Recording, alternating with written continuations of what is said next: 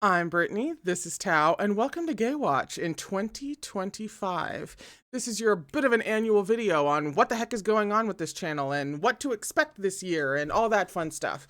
So this year we're talking about three things. We are talking about what we're keeping, what we're getting rid of, and the new stuff we're bringing in. So, the first thing we're keeping is the message, the reason, the core, the idea of what Gaywatch is and why I made it, which was this is a place to have free, open-minded, exciting discussions and enthusiasm and flailing and all of that without it devolving into the really serious infighting and in some cases purity culture that can exist in some fandom spaces. I wanted to create a place where we could kind of put the fun back in fandom responsibly and have a place where the kind of thing, if you've seen some of the ugly fandom happenings on the internet in recent years, if you haven't, you're lucky, but if you have, trying to kind of put a wedge between the people who would rather do that and then the people who I know just want to have the love and enthusiasm and great, deep, thoughtful discussions about their fictional characters. That's why Gaywatch is here. And the reason why Gaywatch is here is not going to change. The second thing we're keeping is more or less how the channel runs. So we have the reading live streams a couple of times a week, and we have the currently airing series or just dropped movies, and those are the reactions that you largely see. If you don't see a reaction for a series go up pretty immediately after either the season starts airing or the movie has just dropped, if you don't see it, then it's not happening on the YouTube channel. It could very well still happen on the Patreon, but YouTube still really, really rewards, especially when it comes to reactions, absolute immediacy. So I have a very, very small window in which I can turn around a reaction. And if for whatever reason, be it timing or maybe interest, but it's usually timing and scheduling that does not allow me to get in right when it starts, then it won't be starting at all on the YouTube channel. But again, could very well end up on Patreon. When it comes to what we're getting rid of, the very first thing we are getting rid of is the idea that I can run a YouTube channel without running a YouTube channel. And this pretty much falls under kind of what I'm getting rid of, but it very directly affects the channel. So we're getting rid of my tendency, because I both have a YouTube and I'm also a fan of YouTube. Obviously, I was watching YouTube way longer than before I actually started creating a channel, and I'm still a fan of YouTube to this day. I am both creator and audience, and having that audience experience and having certain things that really irk me, coupled with being on the creator side of things and being able to recognize all the little tactics, some that your average person can pick up on, but some not. Because I can pick up on all those things, and certain things like just really annoy me, and I have such an extreme, I've had such an extreme and rigid outlook on how you run a YouTube channel. And there are definitely some shitty ways that you can do this. We see it all the time. There's this stereotype of the hard sell YouTuber or the really, really in-your-face aggressive YouTuber. There's that stereotype kind of for a reason. But I so aggressively didn't want to be that I have overcorrected into not doing even the most basic things that people understand, that don't bother people, or even things that most people wouldn't even notice. I've been so aggressively trying to not do anything even remotely YouTuber-ish, to the point where it just kind of hurts the growth of the channel, and it's also fairly silly. So I get a little bit more realistic with my ethics. This doesn't mean that the ethics fly out the window. Obviously, there are plenty of things that you will never see on this channel, like mid-roll ads. There are plenty of tactics that you will never see on this channel. There's a Venn diagram there of perfectly acceptable practices that I have been so rigidly trying to avoid anyway, as a overcorrection, overcompensation, whatever you call it. We're getting rid of it. We're relaxing a little bit.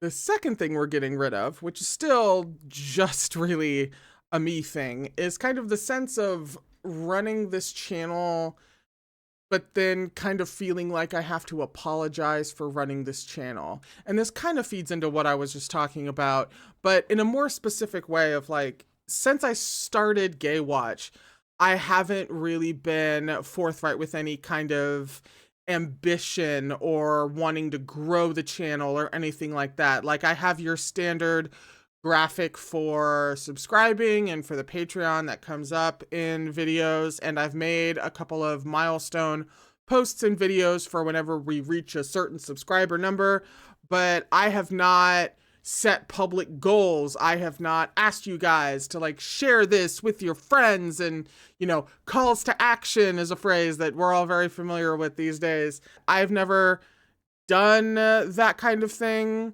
because when you're someone with low self-esteem, when you try to do a thing, just the fact that you're doing the thing feels almost like transgressive enough, and that you're being so bold as to even presume that you could try to do the thing, that then trying to do the thing in a certain way or like asking for any more than that feels like you're overstepping your boundaries, because you already pushed those boundaries just by virtue of trying to do something. That is very much what was happening in my brain. So I never like set public goals or kind of talked about any kind of grander vision or plan or hopes for the channel or anything like that. I never let my ambition really be known, which is kind of silly, because the whole great thing about YouTube is that even today, with all of the things that are on YouTube, even today, you can go on and find a channel that has 1K, 5K, 10K, going on 14K subscribers, and like their stuff and follow them and help them and root for them and watch them grow. And you watch them a lot of times become channels with 25, 50, 75, 100K. There have definitely been channels over the years that I have watched grow to over like 100K, because the type of channel that they had really lent itself to that kind of breakout. I've seen that happen, and that's fantastic. That's amazing to participate in as an audience member. So becoming a creator and then kind of acting like I had no right to do what everyone is on YouTube to do, to try and do, is a bit silly, and just comes from a place of low self-esteem and low self-worth. So no more of that. None of that. And just like always, that doesn't mean that, my ethics just take a holiday and now I'm going to become like the big YouTuber stereotype that we all don't really care for all that much. Once again, it's all about the balance. This is just me sort of taking off the, I don't want to say shackles, because that's a little bit extreme, but in limiting myself, it is limiting the channel. And so I'm going to be doing my best this year to find a better and more realistic balance when it comes to what it takes to try and do this, and accepting the fact that it is perfectly okay for me to legitimately try to do this. That's mostly the shit we're getting rid of. So when it comes to bringing things in for the new year, the new stuff, what's the new shit that we're doing this year?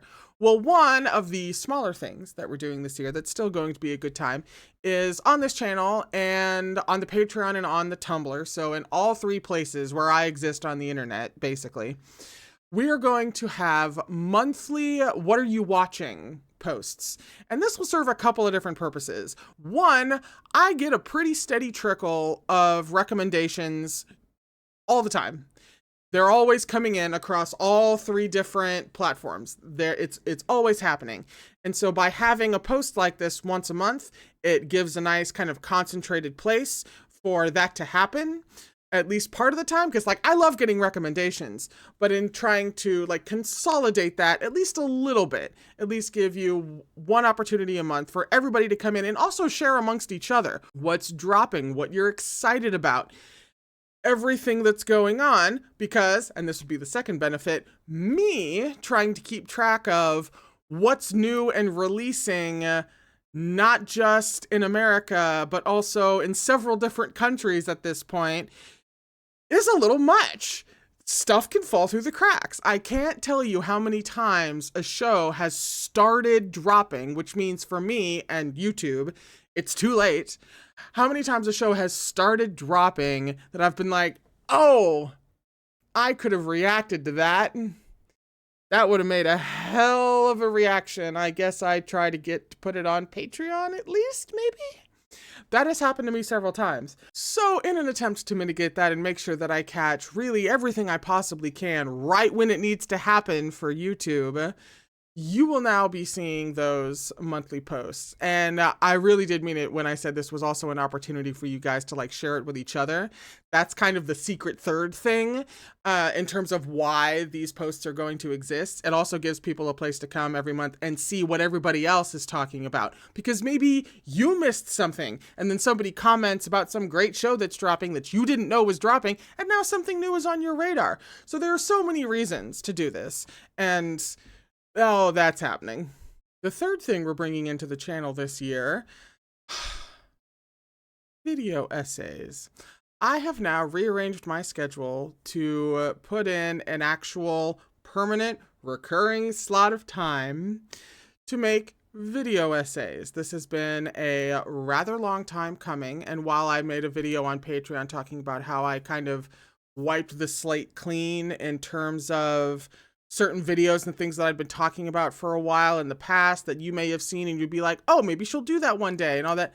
While I'm getting a bit of a clean slate in that regard, I have officially worked in the opportunity to do more video essays. It will allow for a more in-depth discussion, especially for my brain, because reactions are great for, obviously, off the cuff, top of your head, what you're thinking about the episode that is currently in front of your eyes, whereas a video essay lets me dig deeper into whatever aspects of anything has caught my attention in any fandom or ship that I've been interested in. It adds a little bit of variety to the channel while also still being very firmly in your wheelhouse and talking about certain ships and all of those things. And I think it'll be just a nice addition to what is already going on in this channel with reactions and reading.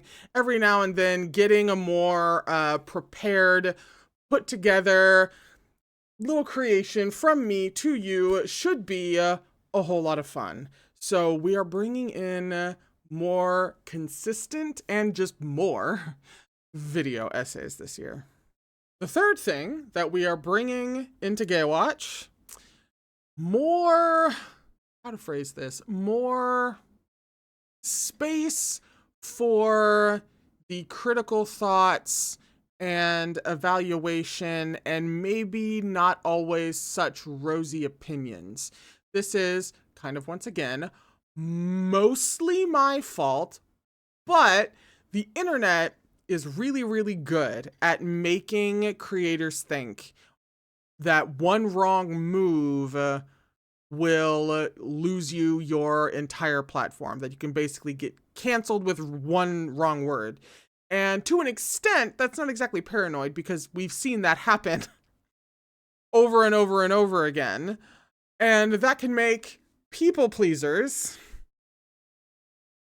really gun shy about sharing any critical opinions that they think might all of a sudden spark people, and all of a sudden torches are being lit, and now everything you've worked for has crumbled to pieces. And I also have anxiety. And it's gotten me into this place where, while obviously I've never lied, I've never faked enthusiasm, I've never said I've loved something when I didn't, but I have been catching myself holding back on some more critical, what some would call maybe like negative opinions in certain moments. And I don't like that. That's not fair to me, who has a right to say anything and have opinions on fiction. That is so not the end of the world. But then it's also not fair to you, because you guys are tuning in for, I would kind of think or hope, the full scope of thoughts. You want to see how somebody enjoyed something. But if somebody has some thoughts about maybe things that didn't work for them, or things that they would have liked to see maybe go better, or ideas and ways for certain things to be tweaked from story to character to even like ships and how they evolve, or in some cases don't. Just all of those type of thoughts. They need a little bit more breathing room on this channel, and I should not be gun shy or scared to share that just because I think that some people may take it incorrectly. It just feels kind of like you're letting the bullies win, and just in general, on all of my internet activities, I am trying to get farther and farther away from that. And this is one of the best places where I can start. So we're bringing in more space for a wider breadth of opinion. And now the final thing that we are bringing into Gaywatch in 2025 to follow up on the discussion of ambition that I talked about earlier is indeed bigger ambition. Because listen, it's 2025 and it's Gaywatch's 5th anniversary this year on May 1st. And I am coming into this year with a more can-do, let's fucking get this done. I am going to take what I and we have already built and try to take everything that I have learned to really go somewhere. I want this to be a growth year. So I want, in the honor of fives, 25,000 subscribers by the end of the year. And that's pretty crazy, going by my rate of growth and just my experience with this channel and with how niche it is. That's kind of insane. It's a little bit silly. It's a little bit ridiculous, but it's also possible. The true first step of being like, I'm going to be more confident and open and let myself have the same type of ambition that every other YouTuber on this platform gets, and all of that. This is my first step into doing that, saying out loud with my full chest, I want 25,000 subscribers by the end of 2025. Nice and round, nice and satisfying. For Gaywatch's 5th year in 2025, give me 25K. I want 25K. I want to work my ass off, and by the end of the year, be able to look at 25,000 subscribers. It's a little batshit insane. That's a huge banger year. It would by far be the biggest year I've ever had on this channel, and I want to see if I can fucking do it. But it's also a win-win, because I either succeed and I get to 25K, but I either get there, which is great, or I don't get there, and yet I've spent the year putting a ton of effort into something I love and truly believe in, bringing you guys along with me, and making progress towards the goal. I will be closer to 25K at the end of the year, regardless. That's the energy for 2025. We are giving ourselves permission to thrive. We are not apologizing for having the same wants, dreams, and desires that everybody else has and that everybody else gets a shot at. In 2025, they get to make room for us. Big moves, lots of love, so much queerness, video essays, speaking your mind without worrying about who the fuck could have a problem with your fictional opinions about fictional things. You know, when we were talking about what Gaywatch is and putting, the fun back in fandom and wanting to have that nice, healthy space again, there's more people out there who want that. I know there is. And I think we can make something so special and so needed in fandom today. I hope you have a beautiful year. I hope you come along for Gaywatch's 5th anniversary to see how high this channel can climb. And of course, as always, I hope you take care of yourself.